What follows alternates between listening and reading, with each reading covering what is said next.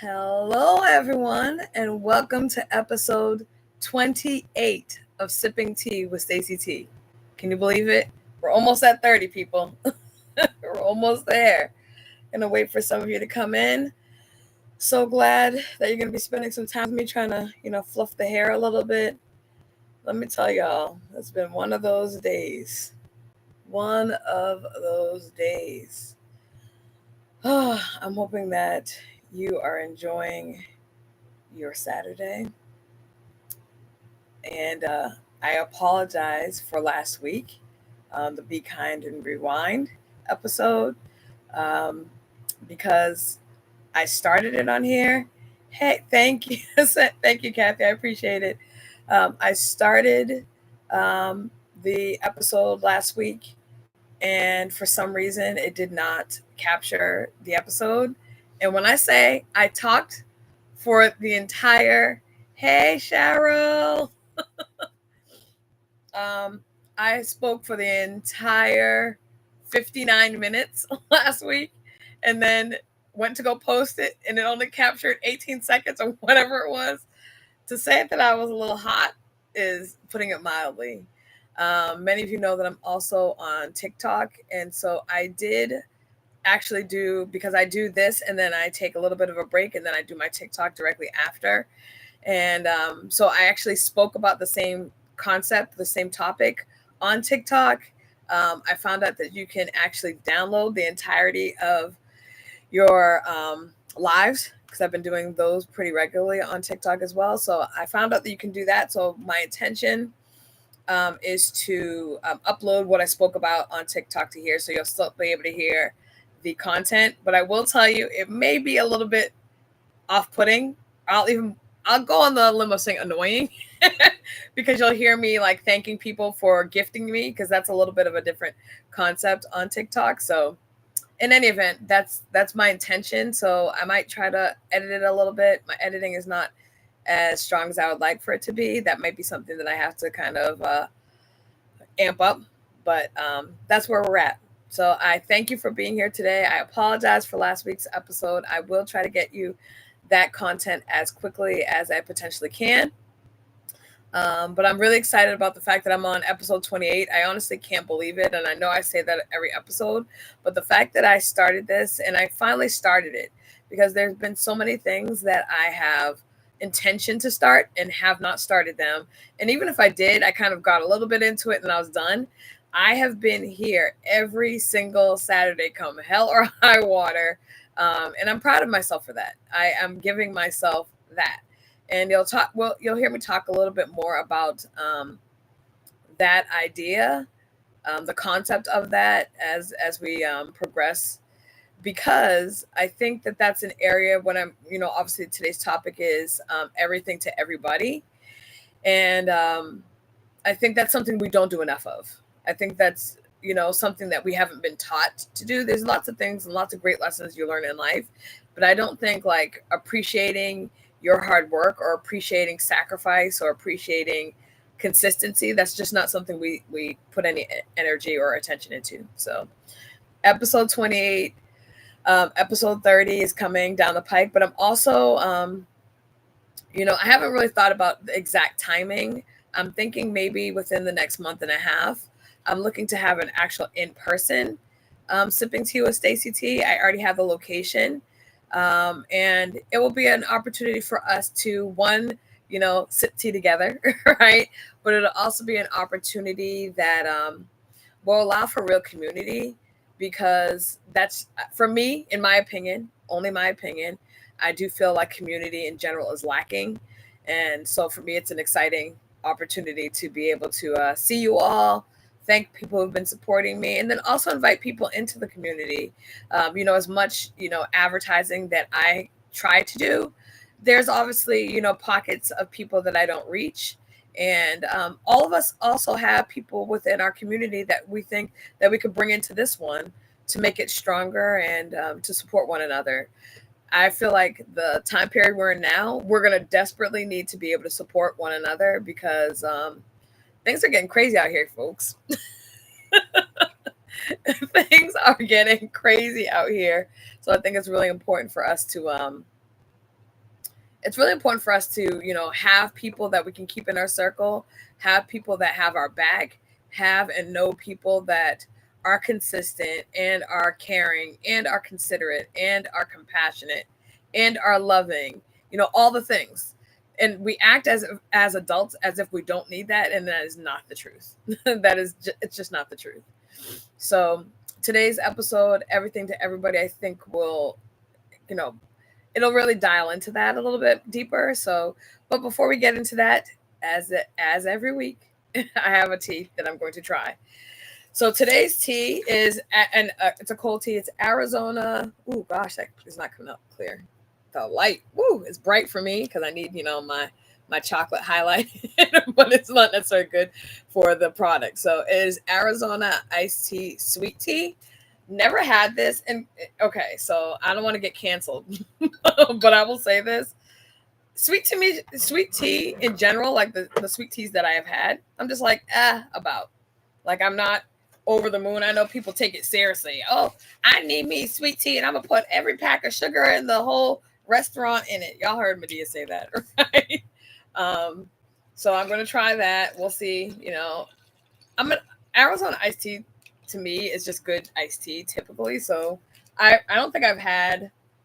I mean, there are a few more. I won't say a lot more because I've tried many of them, but there are a few more that I have not tried, and I actually have, I think, one for next week as well that I'm curious about. so so let's give it a try. Arizona iced sweet tea.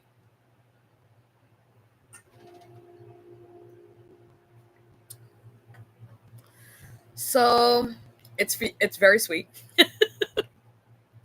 It's very sweet, but it's also,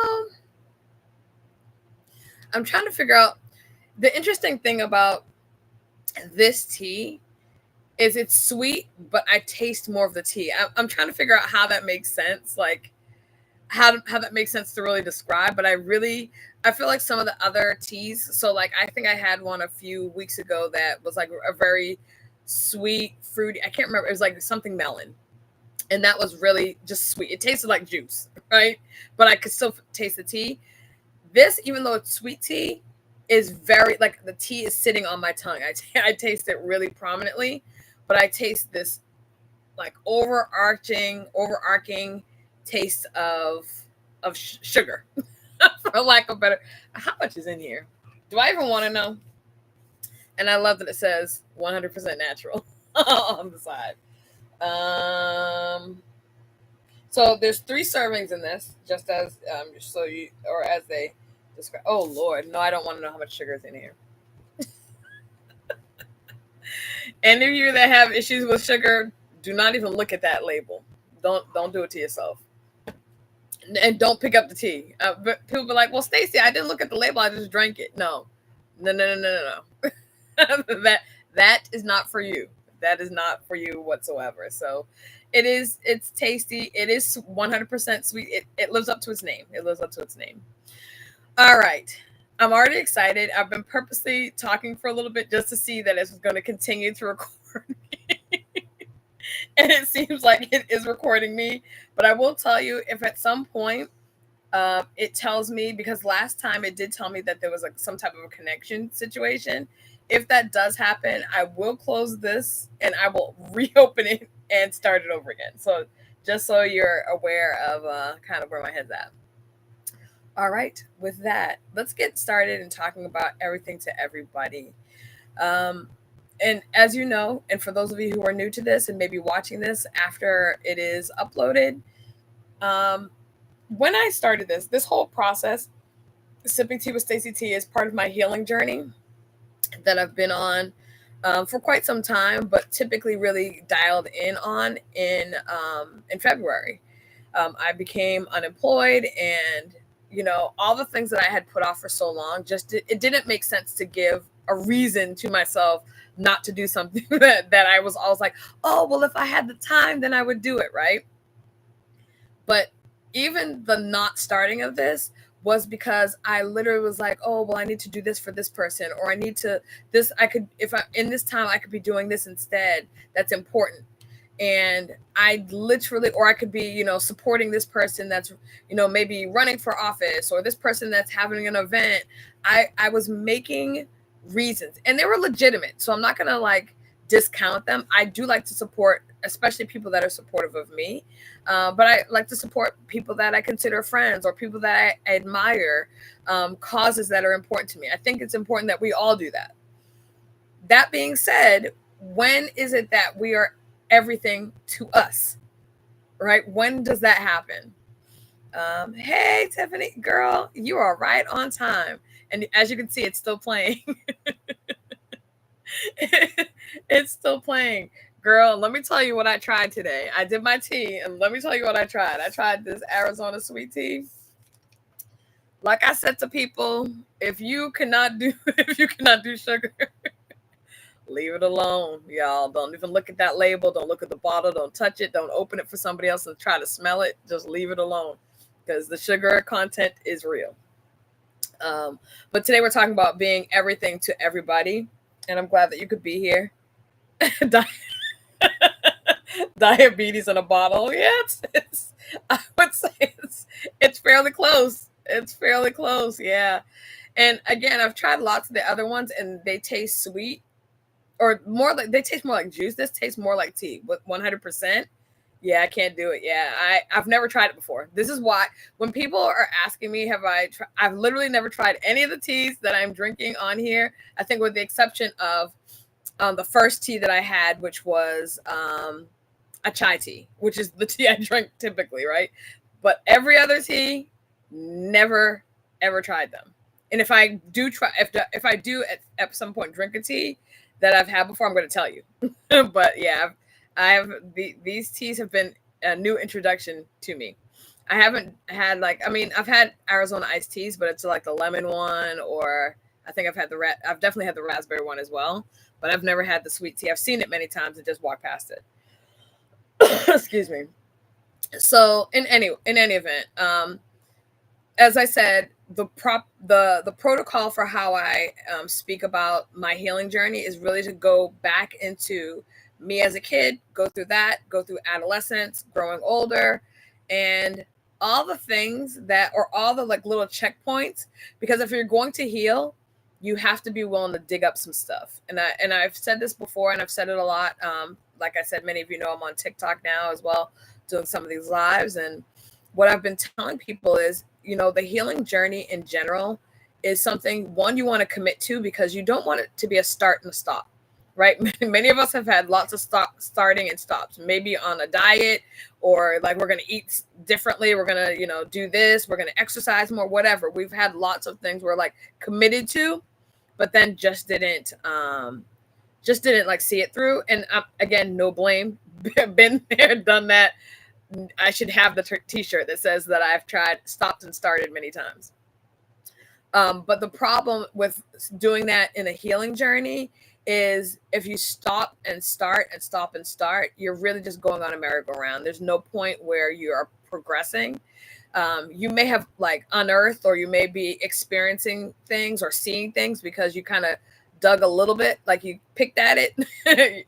And so because you picked at it, you have a little bit of an awareness. But when you're doing your healing journey, it's painful, because you're digging below the surface. You're digging into things that you decided to hide from people, hide from even yourself for the longest time. And now they're like right in your face and you can't avoid them. And what makes it challenging to do that is because oftentimes in your healing journey, you have to do it alone. Like you can't invite people into that. You can't, and it's not to say you can't like have any human interaction, but the process of what you're doing to heal, it is like a 100% like a scab, Tiffany, 100% like it. Because a scab, it heals, right? But that underneath it, there's some stuff going on. And if you leave it, it heals fully, and it naturally falls off on its own. And then you have, maybe sometimes you have the scar as a reminder, but you're not having to pick out of it, because what needed to come out in that moment came out. Unfortunately, we either pick at it, right, and then it bleeds again, and then we just let it scab back over, which is like starting and stopping. Or we may pick at it get all the, clean it out, and then let it heal on its own. And then that's a different process. But unfortunately, a lot of people don't want to take the time that it takes in order for it to fully heal. And I'm not going to lie to you. There are peaks and valleys of it. There are going to be days that you're fine. There are going to be days that, you are having a hard time, like picking your head up from the pillow. Even and a lot of us, again, because we've gone through so much and we've had our own variety of trauma, or things that have just gone wrong, or things that we just didn't know how to process. We've gotten good at just being like, trauma walking, if you will. That's not really a term, or maybe it's a term, or maybe I just coined a term. But trauma walking is what I mean by that is we just walk through the day, we do what we have to do, and trauma is really like has taken over us, but we have to do what we have to do, right? And go to work, have take care of kids, blah blah blah blah. So, so be mindful, and if you are gonna do it, I applaud you. Just be prepared for both and celebrate the peaks. Celebrate when you realize that you're healed from something. Celebrate when you recognize that something that really bothered you deeply, you're now not as affected by that. Those are big wins. Those are huge wins. Because if you're talking about a person like me, 100%, there were things that bothered me and ticked me off to like the highest level that even other people have said to me, even like recently, as in this week, like, wow, I can't even imagine like how you're handling this. It's amazing how you're handling some of the things that you're going through, right? And to me, that's a testament. It's not a testament to me. It's a testament. Well, it's a testament to me in that I've let God do some stuff in me that before I was like, no, I got this, God. I know you have other people that you need to work with this week. So I got this one. You go ahead and do your thing, right? And then when I need you, I'm going to call you back. But that's not how I'm operating right now. Now I'm operating from a space of, okay, Stacy, you don't want to continue to do the same things, right? Because literally the definition of insanity is doing the same thing over and over again and expecting a different result. How does that work? Like, how does that work? We want our life to be different. We want to walk whole. We want to be happy. We want to live life and not let life live us. All those things. And we can have all those things, but not if we keep the merry-go-round, right? And I don't know about y'all. I really don't like spinny rides anyway. Like, I don't like rides that go in circles. They make me nauseous. And there's a point where you just need to get off the ride. Tell the conductor, excuse me, ma'am, sir, ma'am, I need to get off. I need to get off the ride. This is my stop. You're on the bus. You pull the thing. I need to get off the bus. Let me out. Right?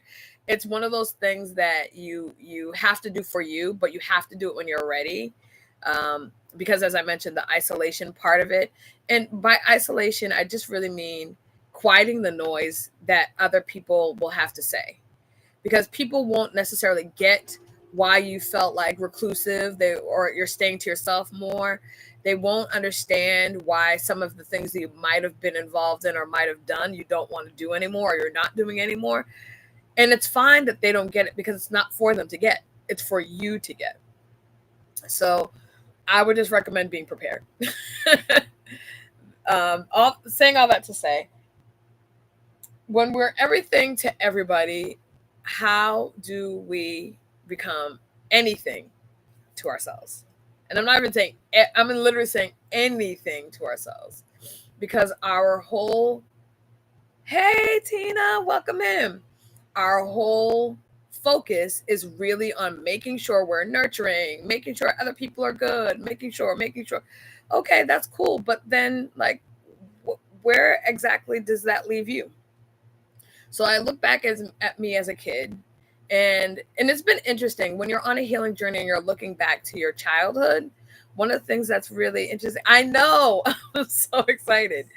One of the things that's interesting when you are looking at your childhood is recognizing some of the patterns in your childhood.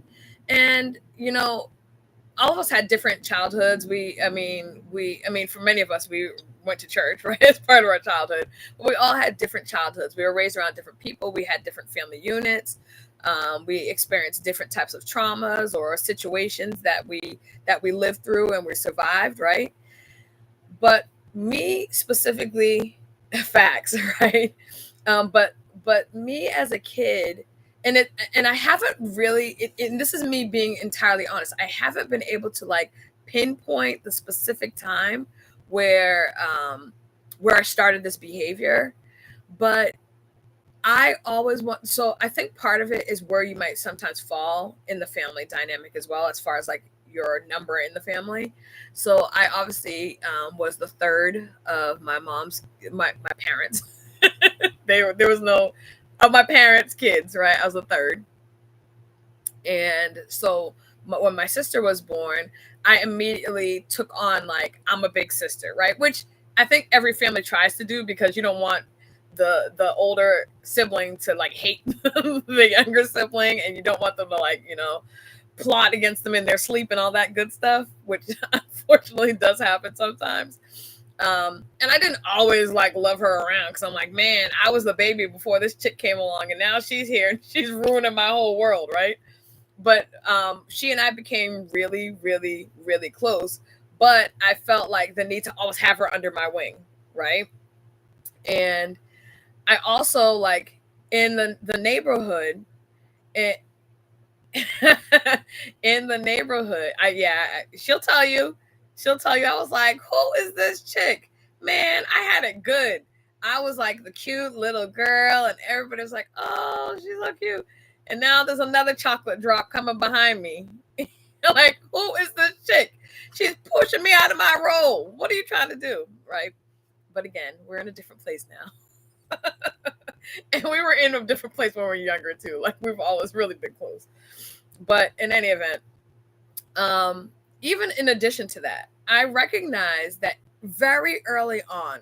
So I look at Stacy in school, like in elementary school, and I 100% was the person that was like taking people away from being bullied. Absolutely, I was the second and most aggressive and assertive. Good. Cheryl said, "Good thing." Yes, now we're close. We're you are a good thing in my life. But then at first, it was a little iffy, kid. It was a little iffy. Um, but moving into like into the school situation, and it was really interesting because again, for me, growing up in an area where I was like the only, and our family was like one of very few black families in the area. Um, in school, I was the person that stopped bullying. Like, I'm shutting it down immediately. And I don't know where, truthfully, I don't know where that came from. I've been trying to like understand why I fell into that role. But I immediately was like, okay, the kids that were getting picked on, the kids that were being treated differently, the kids that were, pushed off to the side because maybe they were neurodivergent, which we didn't even know was a thing, right?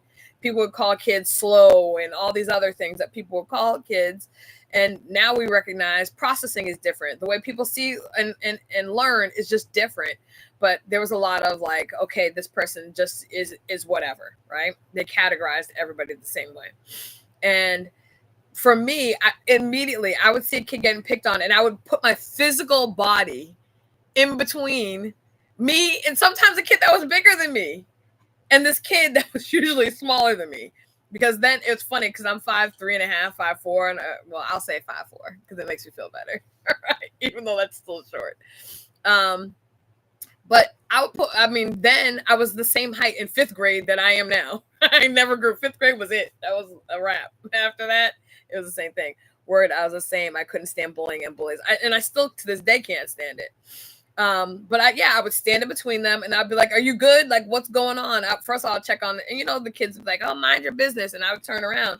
The funny thing that worked to my benefit is because I was black, I think they assumed that they didn't want to mess with me, right?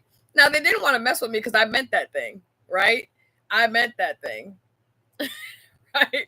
I was like, no, we're not doing that. You can go about your business, go play or whatever, but you're not, no. And so that kid would become like so grateful to me. And then I would recognize that I was then like constantly looking out for this person. No idea where that came from. And I've been trying to think about, where I saw that. Maybe, I mean, you have to have seen it. I don't feel like that's something that you just innately know or do. It's like the mother hen, or the protective mama bear type situation that people do. It is in me, but it's like an instinctive measure of protection for people who I don't feel like they can protect themselves. Um, so then going into, you taught them how to stick up for themselves. I did, because I was also like you. I was like, you don't have to take this. And the kids were usually, I mean, these were kids that were giving people lunch money. The typical junk that used to happen back in the day, giving kids their bag lunch, giving them their lunch money, getting pushed at the wall at recess. I was not having it. If I saw it, it was not going down. I'm sure I didn't catch everything, but it wasn't going down in my presence. So that was like me in elementary school. In middle school, I noted now that I'm protecting, and it's interesting. I was protecting sometimes the entirety of my class. So I'll give you an example. There was this one social history teacher. I can't remember his name for the life of me, but I wouldn't say it anyways because people get funny. You became a protector because you were protected. Also, we knew our parents would not tolerate it. Yeah, no, that's true. That is true. So in middle school, I sometimes would end up standing up for the whole class because there would be times, and I know some of the kids, I'm laughing because I know some of the kids just thought I was trying to get a better grade, which lightweight, I am nerdy and I did want the best grade. But there would be times that the teacher would, put something on a test and I knew full well they never went over it. Like never went over it. I don't remember even seeing it in back then, which has also changed. I had pretty much a photographic memory. I could just like skim through a book, and it was like history stuff. And I was just like, it was just pouring into my brain. So I remember a few times we got a test and I was like, this was never in my notes. Whatever this is, I don't know where this came from, but this is a no. And so we'd be going over the test. And, first of all, if you gave me my test back and I had an 89 and it wasn't in the 90s, that was automatically a problem for me. We're not doing that. What do you mean, sir? There's no need for me to have an 80 anything. And I know some people are like, okay, thank the Lord, I got an 80 something. My daughter has a photographic memory as well. That's awesome. That is awesome. And I wish that I had like trained it, because I feel like it's something, if you continue to like just keep looking at things and absorbing stuff. But I went through a period of time that I didn't want to read anything. I didn't want to read a magazine, a billboard. I just did not want to read. And I find that if you don't continue to like force yourself to look at, things like that, I was not trying to read at all. So in this class, this teacher gave us this test, handed back the test. I got an 80 something. I want to say it was an 89. So people will probably be like, suck it up, Stacey. It's not that serious. But no, it was serious to your girl. So I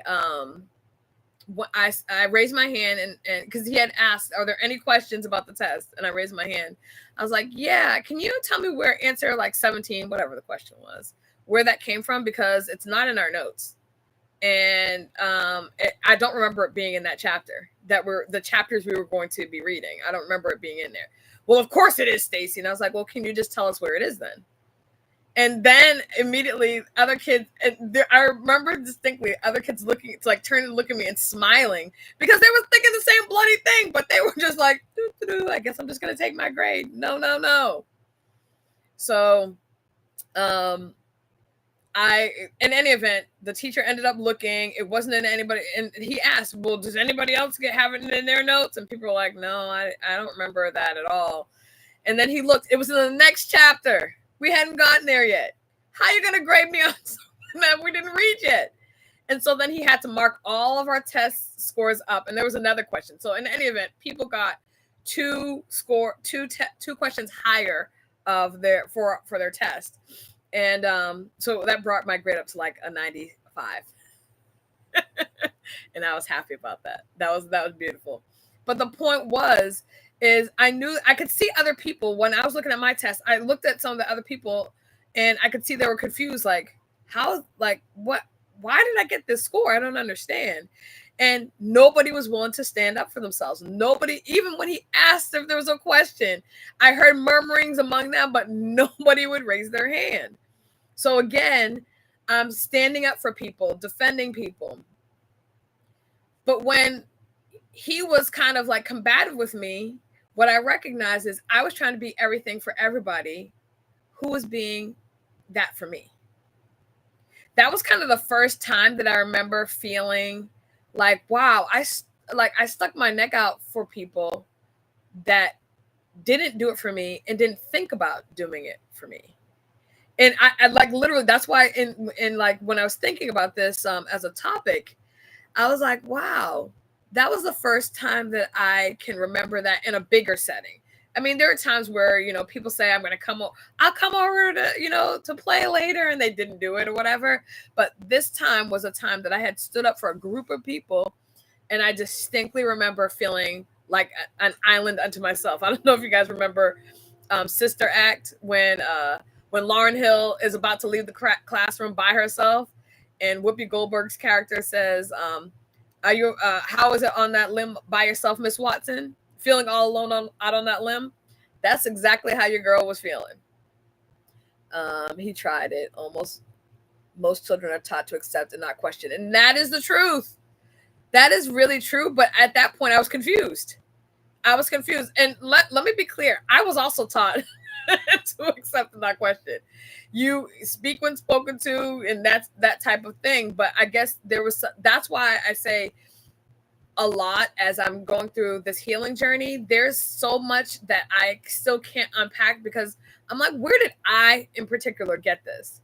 Because there's no correlation. It doesn't make sense. It's like an outlier. It constantly feels like that. Feeling out of the ledge. Yeah, I mean, and it did feel like that. It did feel like that. And it also, I think, was one of the first times, because in elementary school, the kid, you guys have heard me say, the kid called me the N-word in fifth grade or whatever. And that felt bad. I felt rage, right? So that happened then, and that felt alone. There was a feeling of being alone that I felt in that moment. This was more a feeling of recognizing that even when you do for other people, you cannot necessarily anticipate that they will do the same for you. And what does that mean for you? Does that mean for you that you stop doing that for other people? Or does it mean that you continue to do that with now the knowledge that they may not show up for you? Yes, we are, but there are times we have to test the water, but then you have to be taught to push the envelope. I am that person also. I don't know. Okay, I was not literally taught to test the waters. I did. And sometimes the result was not good. But I also, like, looking back on it, I realized my father was a water tester. He was 100% that. Like, if you pull back the layers and like were able to look at things, he pushed the envelope. My father was like literally, and not in an aggressive way, was in your face. Like, he was an experience. He was in your face. You were going to see him. You were going to acknowledge him. And that's the way that it was going to be. And I think part of why I felt comfortable being present or being visible in a moment, and it didn't even strike me as that's what I was doing in the moment, because I don't think I was that emotionally intelligent to know, like, oh, you're doing this. But looking back on it, that's why I feel like there's some of that.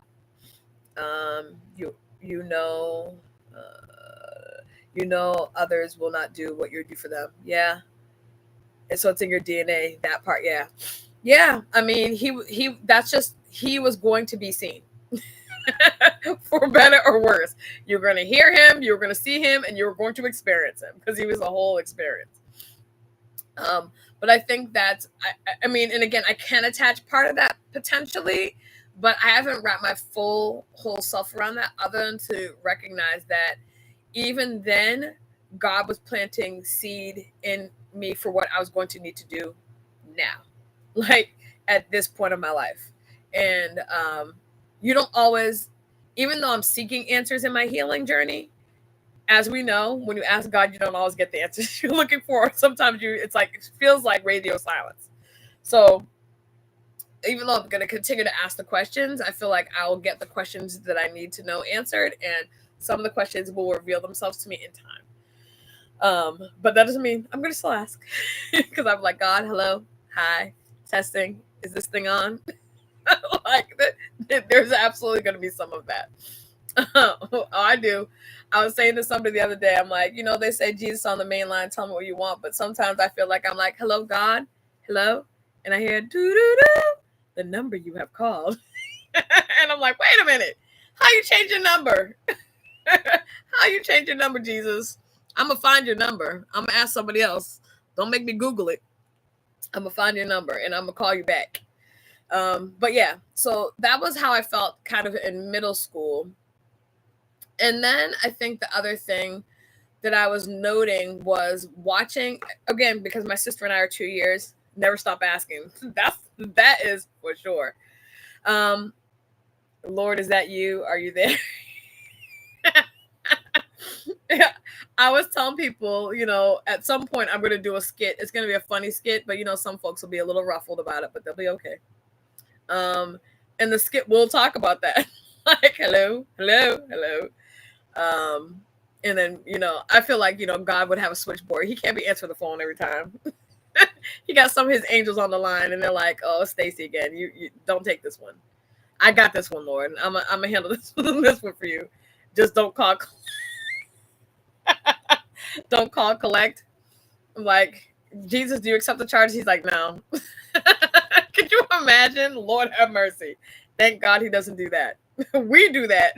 We see somebody's number come in and we're like, declined. Not now. Can't do it. Right. And that's also something that I will talk about, because that in itself sounds bad, but it's not. Because you cannot be everything to everybody. Right. So we'll talk about that. Hold on to that one.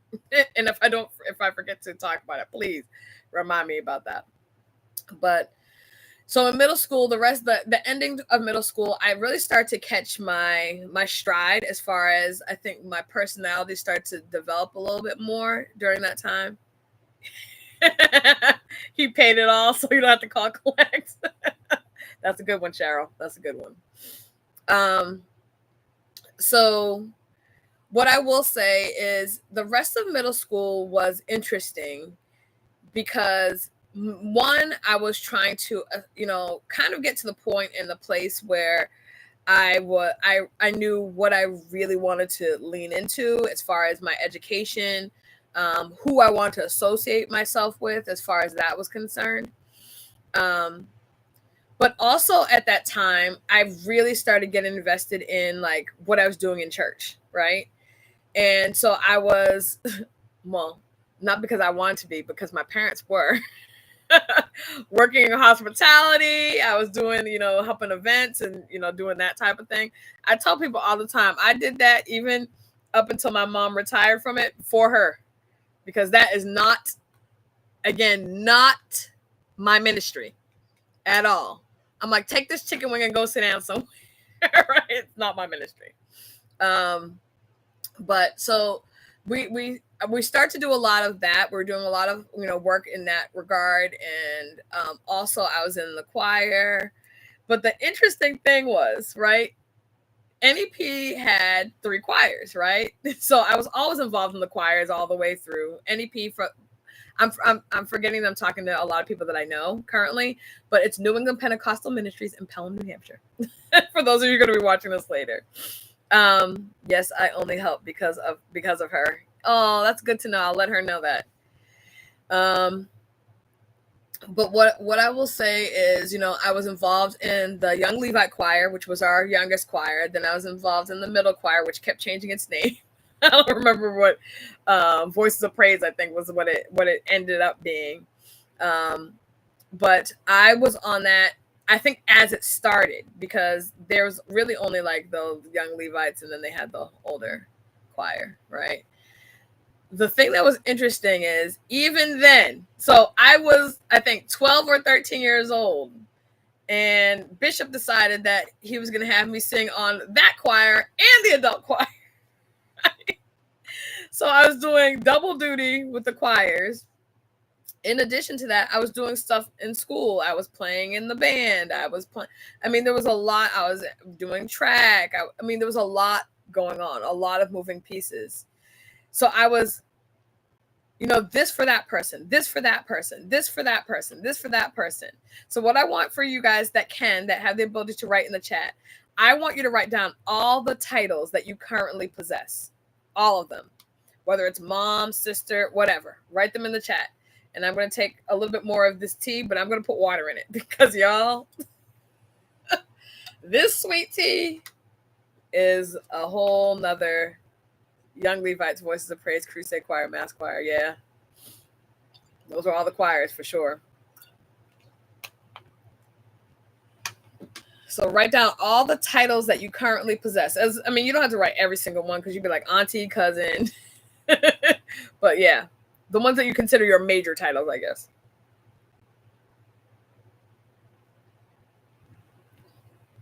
It's better when you put water in it. Because that stuff, woo. And the interesting thing is, as you all are writing your titles,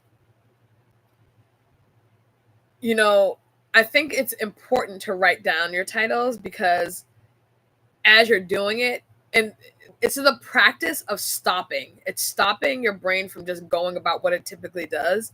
And it's making you look back on things you've done, things you've been, ways you've moved through the world. Mom, that's your most important title. But you're not just a mom. You're a sister. You're a friend. Right?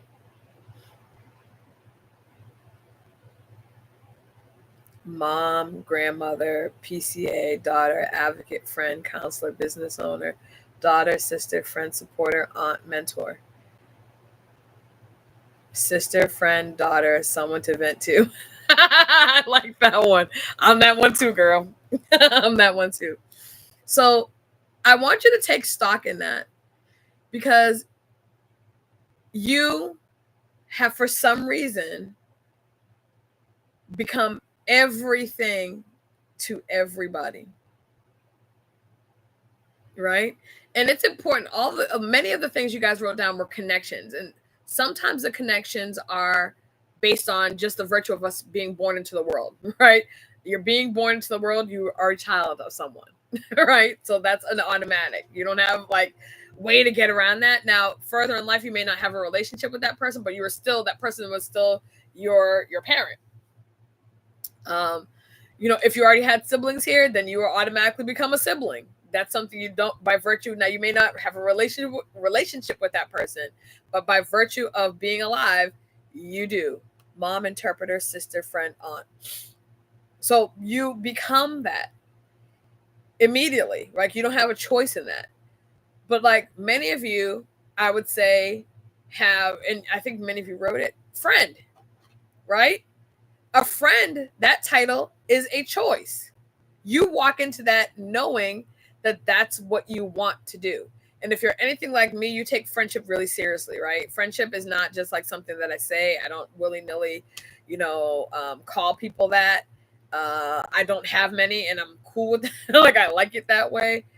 But the reality of it is, it's a choice that I make. Being in the choir, well, was that a choice? In honesty, I don't think that was even a choice. I think I was just told you're going to be in the choir. Or like, okay, cool. I like to sing. So it wasn't that I don't like to sing, but I don't know if I really made a choice to be in the choir, to be honest with you. I was just like, okay, everybody's going to the choir. I guess I'm going to be in the choir. So friend is a choice.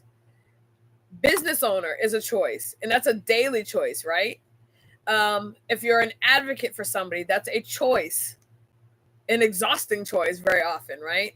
And it doesn't have to be an advocate for somebody you don't know. It can be an advocate for someone you do know. It could be for your kid, your grandchild. It could be an advocate for a good friend of yours that maybe is going through a divorce and needs some support to navigate that process, or is trying to open a business and is having a hard time getting a business license. It could be that type of advocacy. It could be in the electoral process, right? In elections, the person doesn't know how to register to vote, and you're helping them with that. There can be so many things and so many ways that you step into that. Um, Being an interpreter, right? That is huge. And I tell people all the time specifically about that, because translation and interpretation are two separate things, and oftentimes people like say act as if they're the same thing, and they're not, right? But imagine being the only person's gateway into understanding what's happening around them. That's a huge thing. You're literally that person's eyes if they can't see. You're that person's ears if they can't hear, or you're that person's gateway if the language is different from them, right? Without you in that space, they are experiencing lack. And I think what it is, and when we look into these different things, being someone you can vent to, that's also, that's a choice that you're making to be that person that, people can come to, that they feel they have a safe space with, that they can get things off their chest. Maybe you just listen, or maybe you're the type that also gives advice. That's a choice. You're walking into that acknowledging that that's what's going to happen, right? However, in doing all those things, you have to also acknowledge or be aware that you walking into being everything for everybody doesn't necessarily leave space for you to be anything to yourself. Sometimes, and I get it. I get the selflessness of it all. I think and it's even hard for me to call myself selfless, because we've been so trained not to talk about ourselves, right? To like so trained not to say that it's who you are. But I know God is the one who makes me that way. It's not like I'm saying I did anything about myself and I'm like, pat me on the back. I'm not saying that. But the reality is that's how I walk and that's how I see the world. And quite frankly, doing that has its pitfalls. Doing that has its pitfalls, right?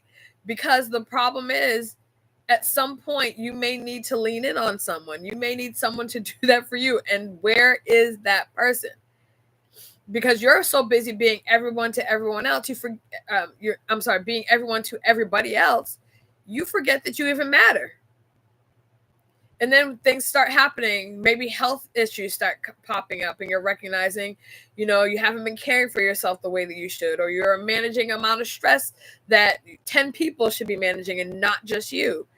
And, but here you are, showing up, being present, being everything to everybody else, and saying, okay, and it's not an intentional thing. It's not like we wake up saying, I'm gonna make sure that I matter the least of everybody I interact with today.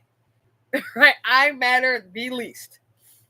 The same thing I talked about middle school. The same thing took place in high school. And in high school, it became just like, once you have a learned behavior and you don't check it, it just grows. Sometimes that's all we know to be 100%. 100%. It's true. But guess what? If you look at the grand scheme of things, and this is not a blame thing, this is for us to take stock in the fact that I keep saying we, but I have to talk about myself. I have to take stock in the fact that I have allowed a lot of this stuff. So as I'm doing my healing journey, I can't look at somebody and say, well, this person didn't show up for me and they should have.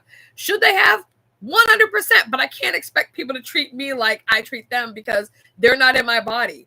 And though it seems like a natural thing for me, and it seems like common sense quite regularly to be decent, kind, thoughtful, compassionate human being, not everybody's there, right?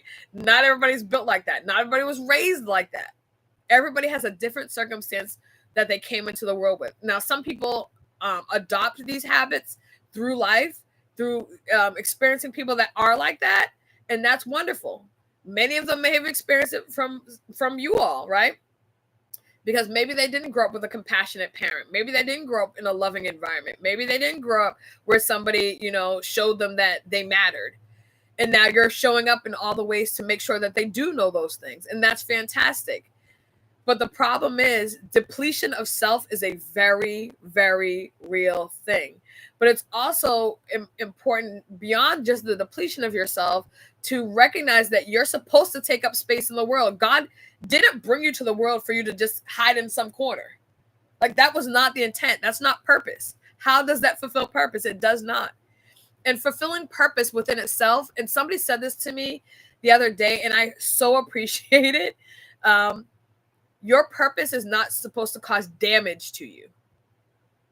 It may be tough to fulfill, but it's not supposed to damage your spirit. It's not supposed to cause damage to your body. Like, that's not his intention. So that's something we have to I have to consider. That part. Sometimes that's all we know how to be, that part. Yeah, I mean, it is a learning process. I'm not going to sit here and say I have it all together. I know exactly what this process is going to end up like. Like, I can't sit here and say that because that's not factual. But what I will say is this process is really opening my eyes up to, for me, what I have allowed. You allow people to treat you a specific way. You allow for, and I don't care how strong we are, right? I don't care how, intentional we are. I don't care how, how we show up in the world. People think, where nothing bothers us. There's always that one person, even if you say, I'm never going to do this for this person or for people ever again, there's always that one person that if they called, you would probably do it for, or at least you would consider it. Even if you didn't do it, you would consider it, right? And in that meantime, it might have been a day that you really needed to do something for yourself. You cannot be everything to everybody because it was never intentioned for you to be. It was never intentioned for you to be. And I'm in a place right now that God is literally saying to me, who told you had to be strong for everybody? That's my job. And how dare you try to take my job? I felt lightly checked. Well, it wasn't light. I felt like I got body slammed. I was like, oh, okay. Well, Lord, I'm just trying to, I know you don't need my assistance, but, I thought I'd just be, okay, you want me to sit down? Okay, no problem. Let me sit down. Right? Because what do you say to feeling checked like that? Like, that's his job. That's why, like, for me, my stress, when I have stress, when I'm under stress, my body physically reacts to it. I don't feel well. My stomach is upset. And I will tell you, this week was that week. Stomach upset every day, feeling nauseous, feeling sluggish, all of the things, because life, guess what? It will continue to life. And there's nothing you can do to stop that. Not at all. It doesn't mean you're not Christian, doesn't mean you don't love the Lord, doesn't mean you don't have a good faith walk or relationship. Stress affects everyone. And I think I told you, well, I was talking to you last time, but y'all couldn't hear me. But I said I heard this one gentleman, and when he said this to me, it blew my mind. And it's the simplest thing, but he said, Jesus didn't die to eliminate us from the human experience. He died so that we would have an eternal experience. We would be able to be free from sin, right? So we're still going to experience a human experience. We're still going to have stress. We're going to still have heartbreak, disappointment, all the things, right? All those things we will experience. We'll experience sadness. But so did Jesus. In his human body, he experienced those things, right? Life will always be lifing. Not everyone can go where God is taking you. Thank you for that, I guess. Tiffany, let me tell you. First of all, thank you so much for your support, because you're supportive throughout the week. You'll leave me little nuggets, and they're so appreciated. But let me tell you, many people have been saying that to me, right? And so it's not just you. Many people have been saying that to me. And I have to say, I have noted a difference just in how I'm able to acquire or get to a place of peace, right? And it's not me. And I know that it's not me, because the Stacy that I am on the inside that wars against what Jesus is doing and God's doing inside of me, like deep, deep, deep inside of me, and my spirit, my soul, those people want to fight sometimes. Because I'm like, you know what? I sometimes, it's like when kids want to sneak out the house. That's how I feel. Like sometimes I'm like, okay, is the Holy Spirit sleeping? Let me go this way real quick and then tell them about themselves, and then I'm gonna come back and maybe he won't notice. Right? But yeah, I appreciate you saying that. It's challenging. That's what I will say. It is challenging because when you have a purpose that you don't even fully, because I don't pretend to fully know where God is taking me. I just know that it's going to help people. It's going to impact people. That much I know. And I feel like all these little steps that I'm doing, which is me just being obedient, has been me doing or being everybody to me. Right? I'm doing this for me, but I know that it's blessing everyone. My intent was not to even do this to I knew that it would bless people because I was being obedient. That's 100% the truth. But my intent was just to be obedient. It wasn't for, people to give me likes or shares. And I appreciate all those because I want people to hear God's word, but it's not about me. Thank you, Shara. I appreciate you. So I do know that's the case, but again, like that was not my intent in doing this. So when I went to high school, very much the same thing as I mentioned, being everything to everybody, being the lead in the musical and doing this and helping this person over here and helping this one with their writing assignment and then trying to get into school. So I'm like doing all these things and constantly being pulled and still have church responsibilities and obviously all the other titles that I maintain, still doing all those things. That didn't change when I went to college, but because now you just add college student onto it. And I never unlearned being everything to everyone because I felt like that's the only way that people would respect me. I felt like that's the only way that people would see me. If I'm not everything to everyone, and it's not even if I tell people no, because I just would shimmy around that if I didn't want to do some things, but like giving a not showing up for people in the way that they expected for me to was a very hard hill for me to climb down. I was steady climbing that hill. I'm going to be there. I will show up. I'm exhausted. You would never show up for me, but I'm still going to show up for you 15,000 times. Right? I'm going to still sow into you, even though you've never supported me. Right? That was literally what I felt like I had to do. Right? And so but the problem then becomes not showing up for yourself. And and this is the easiest way that I can kind of break this down in the few moments that I have left, because I'm trying to be intentional about, not taking too much of you all's time. In the biggest thing that I'm trying to express through this whole process is you can do all the things for all the people and show up in all the spaces and be supportive and do all the things. But if you're not being obedient to what you're supposed to do, if you're not walking in purpose, because all of those things become just actions. There are some people that believe that good works will get you into heaven. Well, if that's the case, then people would just repent, do a couple of good works, and then be done, right? Good works don't get you there. So it's great that you show up for people. It's great that they feel supported. It's great, all those things. It's great that you're hold all the titles that you hold. But if you're not walking your purpose, if you're not doing what you're assigned on this earth to do, why you are here, then that becomes problematic, because you're doing everything for everybody, but it's really not impacting them in the way that it really should. It's blessing you. Good. I'm glad to hear that. I'm sorry, I'm getting stuffy and I don't even know the why behind that, but I'm a little stuffy, so I apologize. And then quickly, just talking about me as, an adult. And I think that what I just mentioned is really some of the stuff that I've had to unpack.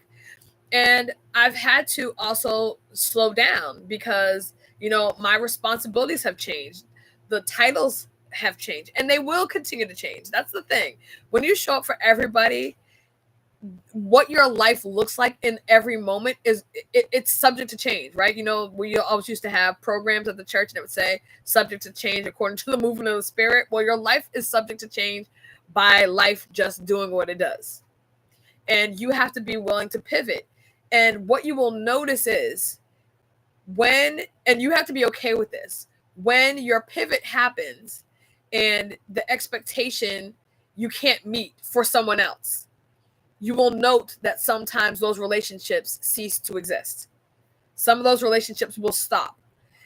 And, you know, people say, yes, you know, relationships are season, some for a lifetime. I say lesson and blessing, right? Because even if it doesn't work, it still was a blessing to me because I had a lesson from it.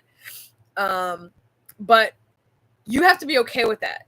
When your titles change, you have to be okay with that. The one title that you don't want to have change is child of God, right? That title you don't want to have change.